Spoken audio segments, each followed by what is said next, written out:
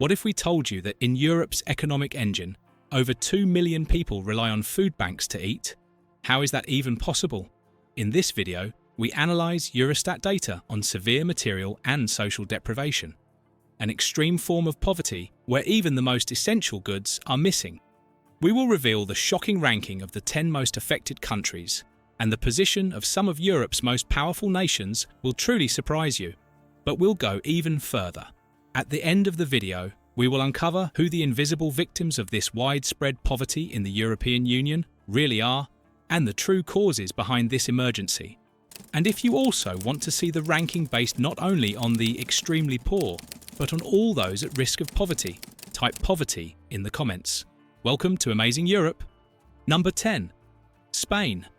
In Spain, nearly 1 out of every 3 children grows up at risk of poverty. But what are the causes that make such poverty possible in a country seen as a symbol of well-being and vitality? There are, of course, multiple reasons, but experts mainly focus on 3, and the first is family disunity. The numbers speak for themselves. 50% of single-parent families in Spain are at risk of poverty. And considering that there are 2 million single-parent households in the country, we're clearly not talking about a small number. What's more, 80% of these families are made up of women. The second cause is completely ineffective labour and economic policies. And again, the numbers don't lie. With a youth unemployment rate consistently above 25%, one of the highest in Europe, a stable future remains an unreachable dream for millions of young people.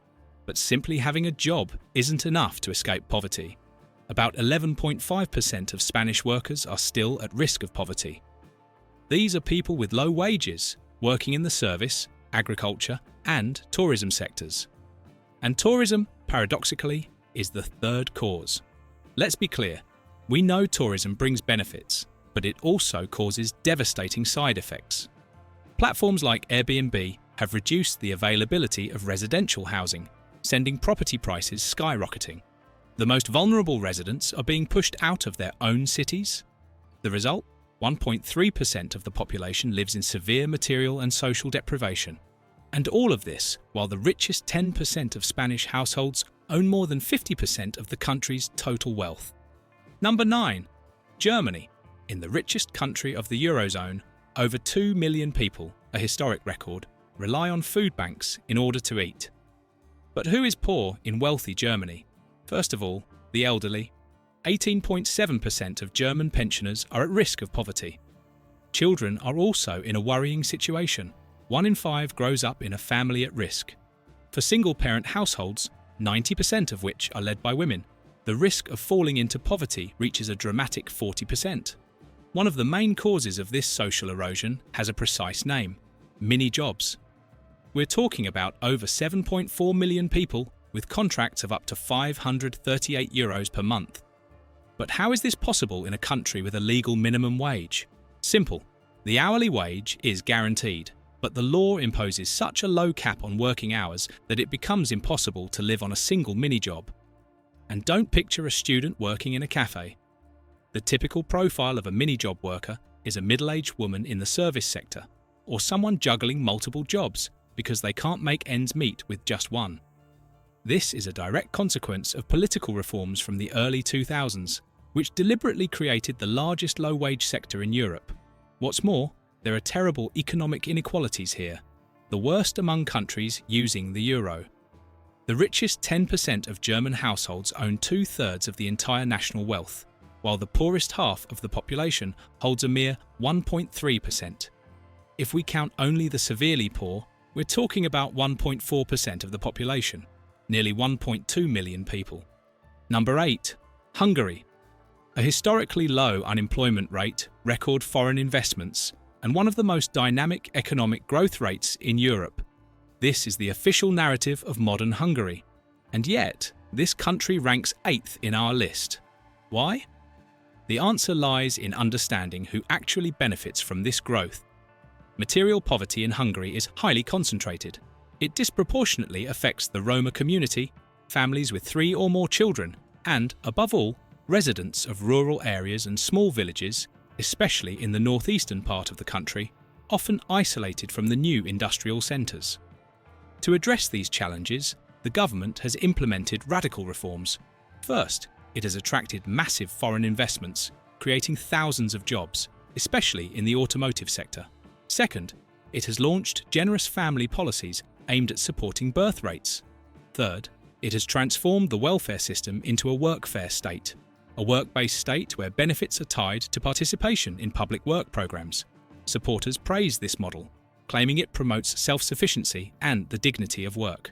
Critics, on the other hand, argue that public work is often underpaid compared to the minimum wage and does not provide real skills, and that family aid primarily benefits the middle class with stable employment, excluding the most vulnerable. What do you think? Are the Hungarian government's reforms truly effective? This complex reality unfolds in a country where the richest 20% of the population earns 5.2 times more than the poorest 20%, a significant gap that contributes to Hungary's placement at number 8. Here, 1.6% of the population, nearly 160,000 people, lives in severe material and social deprivation. Number 7. France. Liberté, égalité, fraternité, the three pillars of the French Republic. But what happens when equality exists only on paper? What if we told you that in France, nearly 1/3 of those entitled to the minimum income support do not apply for it, either out of shame or due to bureaucratic complexity? Welcome to number 7 in our ranking. France's problem is a deep fracture, almost invisible from the outside. On one side, globalized metropolitan areas. On the other, the peripheral France, small deindustrialized towns and rural areas that feel abandoned. This is where poverty strikes with surgical precision. It affects single-parent families, where the poverty rate exceeds 30%. It affects young people with low qualifications, for whom the job market offers only instability. And it disproportionately affects French citizens born to immigrant parents. For them, the poverty rate is 3 times higher than the national average. The causes are structural: a two-tier labour market that protects those with stable contracts while leaving the others in a limbo of insecurity. And then, the housing crisis. Over 4 million people live in inadequate housing conditions. But the cruelest paradox is the issue of non-take-up. Social assistance exists, but often fails to reach the most vulnerable. This combination of geographic fracture, job insecurity, and social exclusion places France in 7th position. Here, according to official Eurostat data, 1.6% of the population, over 1 million people, lives in severe material and social deprivation. But if we also count those at risk of poverty, the numbers rise dramatically. Number 6. Lithuania. Joining the European Union was supposed to be the gateway to prosperity for all Lithuanians, and indeed, for many it was. But for many others, it became the exit door. To understand poverty in this country, we must first talk about inequality. Lithuania has one of the highest income gaps in the entire Union. The richest 20% of the population earns 6.4 times more than the poorest 20%. A divide that creates two parallel societies. It is in this context that vulnerability takes on specific faces. It affects the elderly, with over 35% at risk of poverty, a figure that rises to nearly 50% for women living alone. It affects single-parent families and minors, 19.4% of whom are at risk of poverty. It affects people with disabilities, who face enormous barriers in accessing employment and often receive insufficient benefits. And it hits hard those living in rural areas, where the risk of poverty is nearly 3 times higher than in cities. The causes of this situation are complex and deep-rooted. As an example, we mention just 2. First, the shock therapy of the post-Soviet transition, which generated growth but dismantled the former social and industrial safety net, leaving many people, especially older and less skilled workers, without protection. Second, mass emigration. Nearly a quarter of the population has left, leaving behind an older and more fragile country. The result of these historical dynamics and structural inequalities is a wound clearly visible in the data. Here, according to Eurostat, 1.8% of the population lives in severe material and social deprivation. Number 5. Romania. In which European Union country do children face the harshest poverty? The answer hits like a punch in the gut. It is Romania, where nearly 34% of minors, over 1 million children, are at risk of poverty or social exclusion. This is not just a statistic. It is a human emergency that takes on tragic dimensions with the phenomenon of left-behind children. According to official data, nearly 74,000 children are growing up without either parent who have emigrated for work and left them in the care of relatives or neighbours. This is the human cost of a mass diaspora. Child vulnerability here is rooted in a deep geographical divide. More than 50% of the rural population lives at risk of poverty, often in villages without running water or paved roads. This condition also disproportionately affects the Roma community, where an estimated 70% live below the poverty line. The causes are a deadly web that strangles the country's potential. First, endemic corruption that, according to international indexes, is among the highest in Europe. It is far from rare to see public and EU funds meant for schools and hospitals disappear into thin air. Second, a patchwork economic development with a few technological hubs like Bucharest and Cluj, surrounded by a vast rural desert. Third, mass emigration that, especially after EU accession in 2007, saw more than 4 million citizens leave, draining the nation and leaving behind villages without doctors and without a future. Lastly, an agriculture based on pure subsistence, fragmented and technologically backward, incapable of generating real income. Today, according to official Eurostat data, 1.9% of the population lives in severe material and social deprivation. Number 4. Belgium. The heart of the European Union is one of the nations with the highest number of poor people. This is not a joke. It is the official Eurostat data. In Belgium, poverty has a precise geography. Flanders, rich and dynamic. Wallonia, still paying the price of its deindustrialization.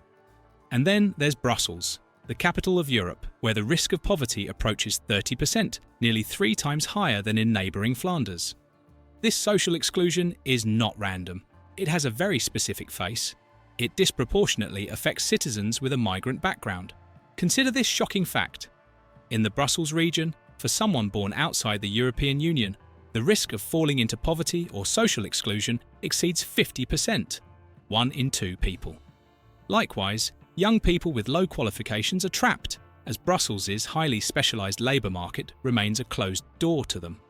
On top of that, Belgium's complex institutional and bureaucratic structure often creates a fragmentation of social policies, making it difficult to take a coordinated approach to fighting poverty. Not to mention the severe housing crisis, with wait times of over 10 years for public housing. And this leads us to the paradox that makes Belgium's case so shocking. If we looked only at income inequality statistics, Belgium would seem like one of the EU countries with the least inequality between rich and poor. So why is it on this list? Because its poverty is not widespread. It is hyper-concentrated. It devours entire neighbourhoods in Brussels just a few kilometres from the halls of power. All of this results in 1.9% of the population living in severe material and social deprivation. Number 3. Slovakia. It is the world's largest car producer per capita, a model of industrial success in the Eurozone. So how is it possible that Slovakia ranks 3rd in our list on material poverty? Mainly because poverty in Slovakia has a very specific epicentre, the Roma community. It is estimated that 80% of the Roma population in Slovakia lives at risk of poverty. Many live in segregated settlements, often without access to clean water, electricity, or basic sanitation. Their life expectancy is significantly lower than the national average, but vulnerability also extends to entire regions. People in eastern and southern Slovakia live in a completely different country compared to Bratislava, with poor infrastructure and even fewer opportunities. Naturally, just like in other parts of Europe, single-parent families and the long-term unemployed pay a very high price. The causes are complex. On the one hand, the automotive engine economic model has created jobs but made the country dependent on a single low-cost sector. On the other hand, for decades, integration policies for the Roma community have been largely ineffective. Finally, both public and private investments have been concentrated almost exclusively in the West, leaving the rest of the nation behind. All this leads to the so-called Slovak paradox. On paper, this country is one of the nations with the lowest inequality between rich and poor. Just think that here, The income of the richest 20% is only 3.9 times higher than that of the poorest 20%. But just like in Belgium, extreme poverty is highly concentrated in small groups. That is why Slovakia finds itself in third place. Here, 2.1% of the population lives in severe material and social deprivation. Number 2, Greece. Nearly 1 in 4 children, 22.7% to be exact, today grows up at risk of poverty or social exclusion. But how did it come to this, to the point of sacrificing the future of an entire nation? The answer is that in Greece, young people are not doing well at all. The youth unemployment rate consistently exceeds 20%, one of the highest in Europe. During the peak of the crisis, nearly 500,000 qualified young people left the country, a brain drain that still hasn't stopped. Those who remain often find work only in tourism, with seasonal contracts and low wages. Once upon a time, the backbone of these families were the elderly. But even that pillar has collapsed. Pensions, after a lifetime of work, have been cut by more than 25% on average. The main cause of this social devastation has a name: austerity.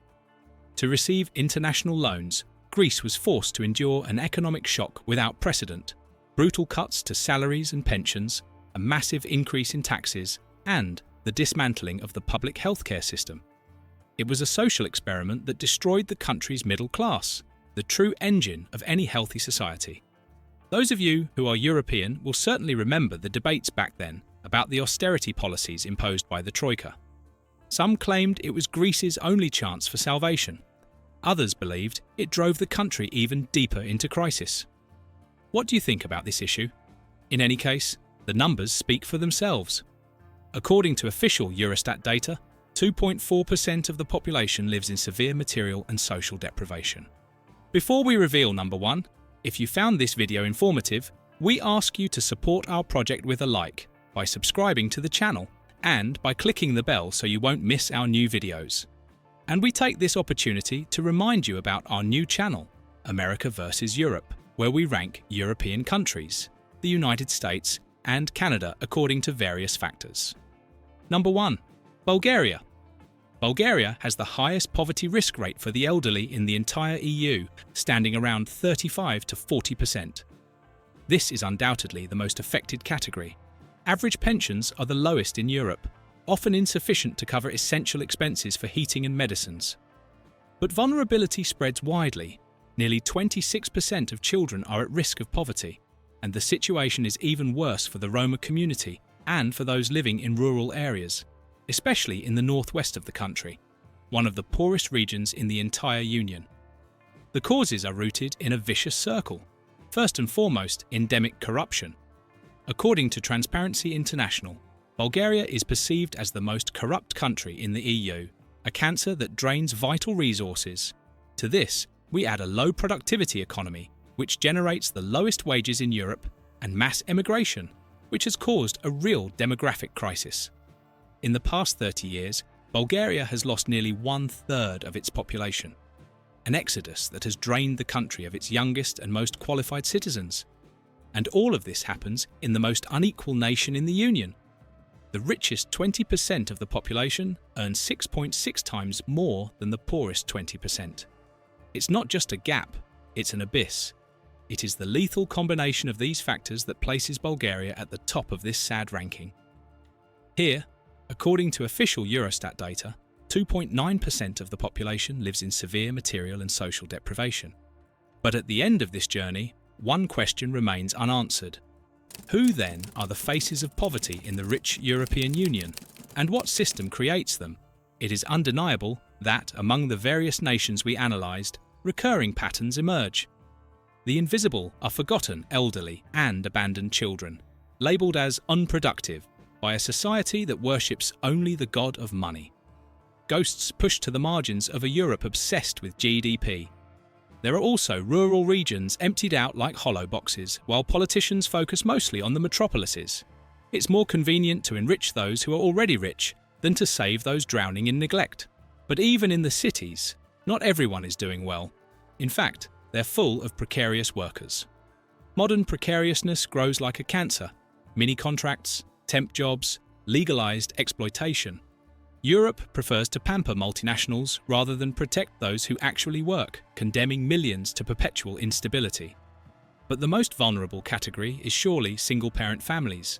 Mass immigration, a housing crisis, and ridiculous labour policies that chase electoral slogans instead of real reforms are extremely serious issues. But the heart of the problem, especially in the wealthier nations, is above all family breakdown. In this video, we have seen only the tip of the iceberg of extreme poverty. There is an even broader picture, that of people at risk of poverty. If you want us to dedicate a video to this ranking, write poverty in the comments. Now, however, we want to hear your voice. Which cause, in your opinion, is the most decisive? Aware that we couldn't say everything for reasons of time, which other categories of people are the most affected? Share your opinion in the comments. If this topic interests you, we recommend this video, where we rank all the countries in the European continent to discover where people struggle to make ends meet and where, instead, real wealth is more widespread. That's all for this video. See you next time.